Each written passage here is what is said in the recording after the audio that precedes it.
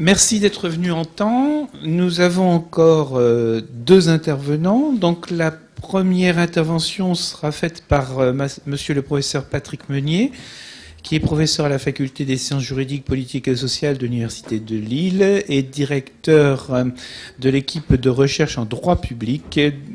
C'est un spécialiste du droit européen qui nous parlera des nanotechnologies et protection de la santé, état des lieux et perspectives d'évolution de la norme de l'Union européenne. Voilà, merci Monsieur le Président, et merci par ailleurs donc à Bérangère Legros qui m'a convié à participer à ce colloque d'une densité peut-être inversement proportionnelle aux nanotechnologies finalement.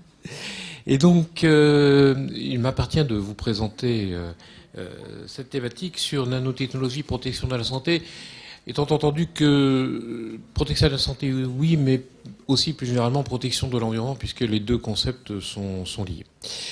Alors, pour présenter la thématique, je voudrais juste revenir sur une approche un peu chronologique, qui est que l'Union européenne s'est vraiment saisie de cette question des nanotechnologies je dirais en l'an 2000, peut-être aussi un peu curieux, peut-être une marque quelque part, puisque l'an 2000 va marquer cette étape importante pour l'édification de l'Europe de la recherche. En effet, en janvier 2000, la Commission propose la création d'un espace européen de la recherche, dont les nouvelles perspectives d'ailleurs seront déclinées dans un livre vert qui interviendra lui plus tard en 2007. En février 2000, vous voyez, les choses s'accélèrent. Dans une communication qui concerne le recours au principe de précaution, la Commission cerne les contours de gestion des risques qui sont impliqués par l'évolution technologique et en particulier l'évolution scientifique qui, en la matière, reste assez lacunaire. En mars 2000, le Conseil européen de Lisbonne fixe à l'Union l'objectif de devenir, d'ici à 2010, donc l'affaire est pliée maintenant, l'économie de la connaissance la plus compétitive et la plus dynamique du monde. Alors, sur la base de ces impulsions, teintées de considérations à la fois politiques et de balisage juridique, l'Union européenne va aborder la thématique des nanotechnologies.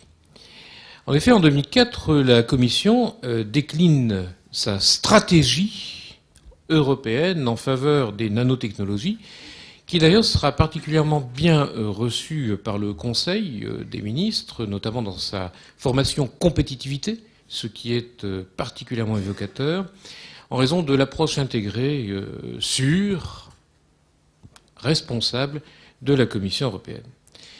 Et donc, dans cette perspective, la Commission va établir en 2005 un plan d'action pour l'Europe en matière de nanosciences et de nanotechnologie. Et effectivement, comme le disait Madame Lacour tout à l'heure, on voit bien que la sémantique commence à changer progressivement. Et qui reconnaît expressément que l'environnement, la santé humaine et la sécurité doivent être intégrés dans tous les travaux de recherche.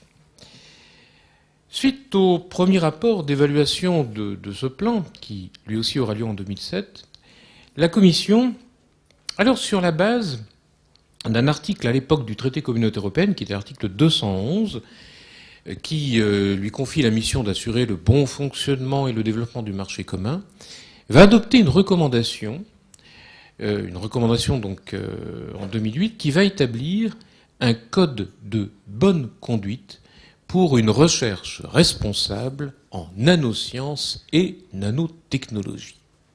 Un code de bonne conduite. Alors ce code de bonne conduite, il vise substantiellement à instaurer une coopération entre les États membres et la communauté de l'époque. Mais ce code de bonne conduite demeure de nature, je dirais, symbolique, en ce qu'il résulte d'une recommandation européenne, et l'article 249 de l'époque TCE précise que cet acte juridique, la recommandation, ne lie pas. Alors ceci étant, ce code constitue néanmoins un texte de référence, parce que la Commission européenne y décline les principes essentiels de la recherche nanométrique, qui doit respecter notamment le principe de précaution, vous voyez, le mot est lâché, ainsi que les principes fondamentaux et, nous dit-elle, servir le bien-être des personnes et de la société. Alors, ces nanotechnologies, bien sûr, doivent respecter ces principes, mais les nanotechnologies génèrent une politique européenne qui sera marquée d'ambiguïté, en ce qu'elles sont clairement identifiées par ailleurs par la Commission européenne comme des technologies clés génériques, qui sont porteuses d'innovation. Et donc l'Union doit ainsi concilier ce que j'appellerais l'inconciliable, œuvrer pour la croissance économique de l'Europe, tout en protégeant l'environnement et la santé humaine. Et à cet égard, dans son deuxième examen réglementaire relatif aux nanomatériaux, la Commission européenne souligne, je la cite, que l'environnement réglementaire a une incidence sur le délai de mise sur le marché, la structure des coûts marginaux et la répartition des ressources, en particulier des PME. Traduisez, l'encadrement normatif gêne l'activité économique. Alors la problématique des nanotechnologies expose l'Union européenne à une gestion à haut risque des impératifs de sécurité environnementale et sanitaire sous le prisme de la nécessité de garantir la croissance économique. Et donc le processus normatif européen bien reflète parfaitement ce phénomène. Et c'est ce que j'étudierai. Vous savez, pour un juriste, on sait compter que jusqu'à 2. Désolé. Donc en 2 points, à savoir tout d'abord l'identification du risque nanotechnologique, puis, allez j'ose, l'acceptabilité du risque nanotechnologique. Qu'en est-il tout d'abord de l'identification du risque nanotechnologique? Alors le risque nanotechnologique fait l'objet d'études qui sont menées par, non seulement par l'Union européenne, mais par de nombreuses organisations internationales. Bien sûr, tout le monde connaît ISO et son œuvre de normalisation. On a évoqué tout à l'heure le Conseil de l'Europe, notamment Bérangère Legros dans sa présentation introductive. Mais l'illustration la plus éloquente de coopération internationale résulte sans aucun doute dans ce que je traduis en français, le programme interorganisation pour la gestion rationnelle des produits chimiques, dont l'acronyme anglo-saxon est IOMC, auquel font partie 7 organisations internationales, ainsi que 2, mais en qualité d'observateurs. Et parmi ces organisations internationales, on y trouvera notamment, pas être exhaustif, la FAO, l'OIT, l'OCDE, l'UNITAR, l'OMS. Pardonnez-moi, il me semble qu'il y a un absent. J'ai bien regardé sur le site internet et je me dis, diable, l'Union européenne ne fait pas partie de cette organisation, de cette interorganisation. Mais c'est parce qu'en fait j'avais mal regardé. Parce qu'en réalité, l'Union européenne contribue au processus, mais de manière un peu biaisée, parce que l'Union européenne est soit membre d'une organisation internationale, en particulier la FAO, soit observateur dans certaines autres organisations internationales. Donc vous voyez, c'est par un prisme un peu curieux, certes, mais non pas en tant que tel que l'Union européenne participe à cette interorganisation, alors qu'en termes de compétences, elle dispose des compétences nécessaires, donc à creuser. Alors, s'agissant spécifiquement de l'Union européenne, l'évaluation des risques des nanomatériaux est opérée depuis 2004 par plusieurs comités scientifiques, celui sur les risques sanitaires émergents et nouveaux, celui pour la sécurité des consommateurs, ou encore l'agence, on en a parlé tout à l'heure, européenne de sécurité, l'agence européenne des médicaments, l'agence européenne de sécurité des aliments, ou encore l'agence européenne des produits chimiques, qui est donc l'acronyme ECHA, donc en anglais. La diversité des comités scientifiques se double d'une diversité des régimes juridiques quant à l'évaluation des risques, notamment en raison de l'incertitude institutionnelle latente quant à une définition unique, et je le place entre guillemets, des nanomatériaux, parce que tout à l'heure, l'on s'est interrogé sur la question de la pertinence d'une définition unique des nanomatériaux. Ainsi, l'Agence européenne des produits chimiques, REACH, l'Agence européenne des produits chimiques, donc ECHA, doit instruire des dossiers qui sont enregistrés au titre des règlements REACH, mais également CLP, c'est-à-dire sur tout l'étiquetage des produits chimiques. Sous l'angle des dispositions du règlement REACH, les substances chimiques importées ou fabriquées dans l'Union européenne, dans les quantités d'1 tonne par an, doivent être enregistrées auprès de l'ECHA. Alors bien sûr, ce qui est en cause à l'heure actuelle, c'est le volume considéré d'1 tonne, puisque pour bon nombre d'experts, ce volume semble inadapté. Il serait bon, sans doute, de réduire le volume envisagé. À défaut d'enregistrement, la substance ne peut être fabriquée ni importée sur le marché unique. Et après évaluation de toute substance, eh bien, elle peut être soumise à une autorisation ou à des restrictions. Le règlement CLP, quant à lui, formule également l'obligation de notifier à l'ECHA des substances qui sont dangereuses en raison des critères de qualification, de classification, et cela, c'est une différence importante, indépendamment du tonnage.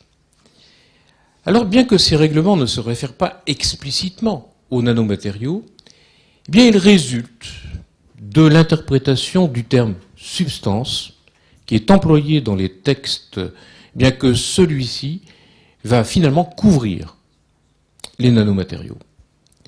Alors, le Parlement européen, dont on évoquait tout à l'heure l'activité, notamment en matière normative, dans une résolution de 2009 sur les aspects réglementaires des nanomatériaux, a manifesté le souhait d'une définition scientifique exhaustive des nanomatériaux dans la législation de l'Union. Et donc, à cette fin, la Commission a sollicité l'expertise d'un comité scientifique, dont on parlait également tout à l'heure, et la Commission a retenu une définition du terme nanomatériaux dans une recommandation de 2011 qui vous a également été citée. Et celle-ci repose exclusivement sur la taille, de 1 à 100 nanomètres, et comme le disait tout à l'heure Mme Lacour, eh bien, ça peut paraître un peu bizarre puisque l'on évacue de ce fait une grande partie de la taille nanométrique. Et à cet égard, le fait de se focaliser sur la taille montre bien que l'Union européenne, et la Commission européenne en particulier, ne fait pas référence au risque à proprement parler et au danger. Et la Commission souligne que la limite supérieure de 100 nanomètres bien repose sur un consensus pratique, sans que l'on dispose pour autant de preuves scientifiques quant au caractère adéquat de cette valeur, ce qui est quand même assez gênant. Dans cette perspective, la Commission européenne indique également clairement que cette définition est relative et qu'elle dépend des progrès de la science. Et d'ailleurs, le choix du vecteur juridique, qui est la recommandation, là encore, est tout à fait révélateur. Et la Commission indique que la définition établie dans la recommandation évite de préjuger ou de s'inspirer du champ d'application de tout acte législatif de l'Union ou encore de toute disposition qui soit susceptible de fixer des exigences supplémentaires applicables aux dits matériaux. Et donc, dans cette configuration, eh bien, la Commission précise qu'elle procédera à la définition des nanomatériaux à l'échéance 2014. Nous sommes en 2016. Rien n'est venu pour l'instant. Puisqu'il s'agit notamment d'intégrer explicitement dans le règlement REACH, je ne détaille pas, une définition des nanomatériaux. Le terme étant échu, eh bien, l'Agence européenne pour les produits chimiques a décidé en septembre 2015 de, clarifier ses critères d'enregistrement en matière de nanomatériaux. Et à cet effet, eh bien, l'Agence dispose bien d'un support d'information à destination des opérateurs qui lui permet justement à ces entreprises, à ces industriels, eh bien, de pouvoir déposer leur demande d'enregistrement. Nous sommes donc face à une incertitude institutionnelle quant à la définition des nanomatériaux dans le domaine de l'industrie chimique, et cette incertitude institutionnelle s'amplifie au regard de l'existence de réglementations sectorielles qui font état de définitions différentes. Alors cette incertitude est d'ailleurs paradoxale, parce que lorsque l'on prend tous les secteurs visés, ils reposent tous sur un règlement européen. Or, la vocation d'un règlement européen, c'est de créer un système cohérent, harmonisé entre guillemets, c'est-à-dire, et là, vous connaissez le système, le régime juridique des règlements européens, applicabilité directe, effet obligatoire dans tous les États membres de l'Union. Et l'on voit que nous sommes en présence de règlements à géométrie variable. Cohérence, géométrie variable, c'est un peu curieux. Si l'on prend, par exemple, le règlement sur les produits cosmétiques, eh bien, l'on va nous dire qu'il s'agit d'un matériau insoluble ou biopersistant en faisant référence à l'échelle nanométrique 1 à 100. Quand l'on regarde le règlement 2012 sur les biocides, on parle de substances actives ou substances non actives, mais auquel cas l'on fait référence à un seuil de 50% de particules. Ah, qui n'apparaît pas dans les cosmétiques. On a également un exemple flagrant de fluctuation, et là sur une échelle de temps qui laisse quand même songeur. Un règlement délégué de la Commission datant de 2013 sur l'information des consommateurs pour les denrées alimentaires fait état d'une définition en faisant référence à ce seuil de au moins 50%.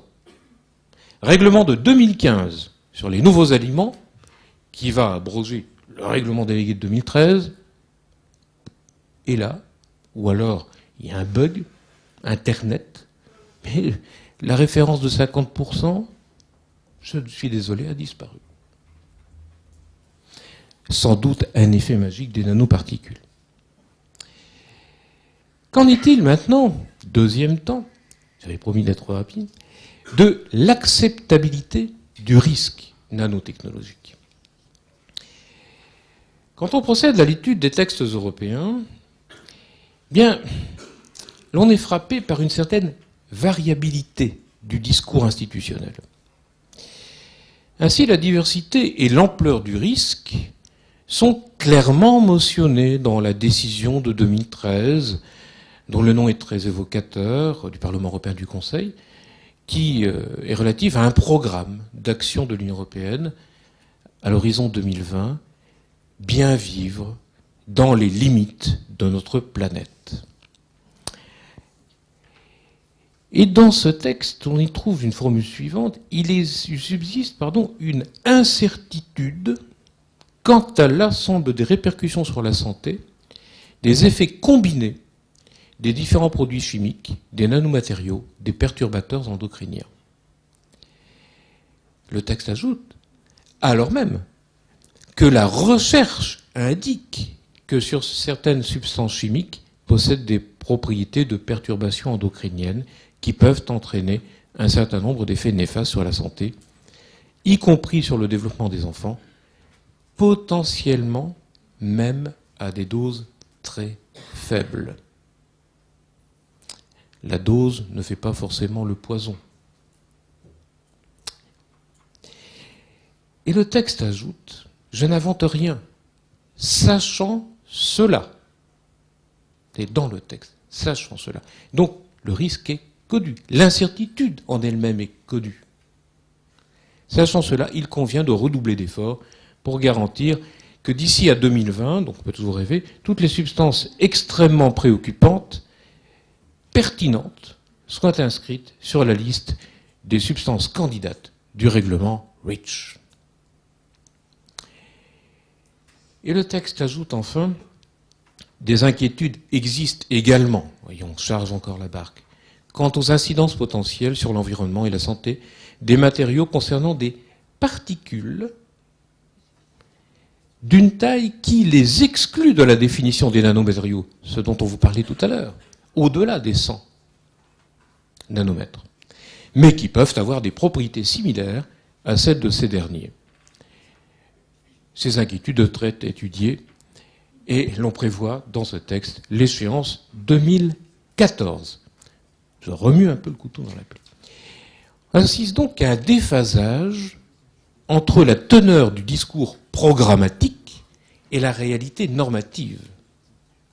Et ce déphasage est édifiant. La Commission, à plusieurs reprises, a fait état de sa volonté d'intégrer une définition des nanomatériaux dans le règlement REACH. Cette récurrence programmatoire, mais néanmoins inscrite dans un cadre juridique qui correspond à un certain nombre d'actes juridiques à valeur juridique obligatoire, ne pourrait-elle pas donner lieu à un recours en carence ? Vous me direz non, non. Je tiens à souligner l'existence d'un arrêt du tribunal de l'Union du 16 décembre 2015, Suède contre Commission, c'est intéressant, qui conduit à ce que le recours à carence a pu valablement prospérer, s'agissant notamment de l'inaction de la Commission européenne relative au règlement en matière de biocides. Vous le voyez donc, les choses peuvent parfaitement évoluer. Par ailleurs, dans cette décision de 2013, bien vivre dans les limites de notre planète, eh bien, la Commission européenne fait bien état, et ainsi que le Parlement et le Conseil, eh bien, de cette situation des risques notamment, et de gestion des risques, et elle évoque la possibilité d'éventuels, je cite encore, d'éventuels compromis que nous sommes disposés à accepter à la lumière d'informations parfois incomplètes ou incertaines sur les risques émergents. Peut-on vraiment considérer qu'il puisse y avoir un compromis dans ce genre de situation ? Mais le texte ajoute tout de suite, tout en rassurant le public. Il faut bien savoir gérer les peurs. À l'évidence, dans le domaine des technologies, des nanotechnologies, l'incertitude scientifique prédomine et se révèle dans des espaces-temps qui sont resserrés. Par exemple, s'agissant du règlement de 2015 sur les nouveaux aliments, eh bien la communication de la Commission datée du 18 décembre 2013 fait référence à un avis de l'EFSA, qui est un avis de 2011, qui faisait état de la possible nécessité de modifier des méthodes de vérification. Or, quand on parcourt le texte réglementaire, eh bien, l'exposé des motifs est complété par une référence à une recommandation de l'OCDE qui, elle, est datée du 19 novembre 2013 et qui conclut que les approches élaborées pour les essais, l'évaluation des produits chimiques traditionnels sont dans l'ensemble adéquats pour évaluer les nanomatériaux, mais peuvent être adaptés pour tenir compte des spécificités des nanomatériaux. Vous le voyez donc, dans des temps, je le répète, resserrés, la Commission européenne est amenée à faire évoluer son discours.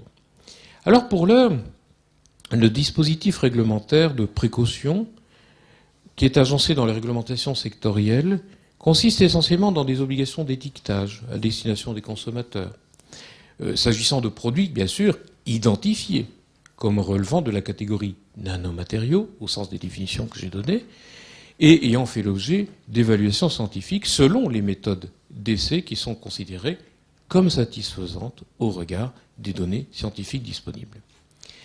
Or, ces données sont, là encore, extrêmement relatives. Je vais prendre deux exemples très brefs. En 2015, l'OCDE a publié les données relatives à 11 familles de nanomatériaux manufacturés et concernant l'évaluation de leurs effets sur la santé. Et, curieusement, l'Agence européenne en matière d'évaluation de produits chimiques a invité ces industriels qui ont enregistré des substances à réexaminer leur dossier.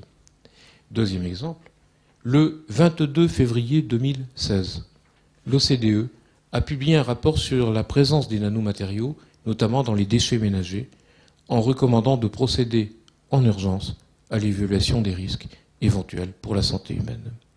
Vous voyez donc, la gestion du risque nanotechnologique par l'Union européenne semble relative, et à cet égard, le Comité économique et social européen a rendu en octobre 2013 un avis que je considère comme étant particulièrement affûté sur une communication de la Commission relative à la stratégie européenne en matière de composants et systèmes micro-nano-électroniques. Quand on parcourt cette communication de la Commission, on est frappé par le fait que la Commission se focalise sur les avantages économiques de ce secteur industriel. Elle n'a pas de terminologie suffisamment éloquente pour vanter les mérites de ce secteur. Le Comité économique et social européen va mentionner dans son texte, dans son avis, le silence gardé par pourtant une institution gardienne des traités de toutes ces valeurs, en soulignant que la dégradation des nanomatériaux, notamment contenus dans les appareils électroniques, eh bien, est à prendre en considération dans l'Union européenne au regard du développement durable, même si la définition actuelle des nanomatériaux établie par la Commission ne conduit pas à faire de la santé un enjeu à propos de la micro- et nano-électronique. Et le Comité économique et social européen conclut avec bonheur que le principe de précaution devrait s'appliquer dans ce domaine. Pour conclure, n'oublions pas une chose, c'est qu'il existe aujourd'hui, on l'a caché parce qu'on n'a pas voulu le faire apparaître dans le traité en tant que tel sur l'Union européenne, c'est tellement moche, nous disposons d'une charte des droits fondamentaux. Eh oui.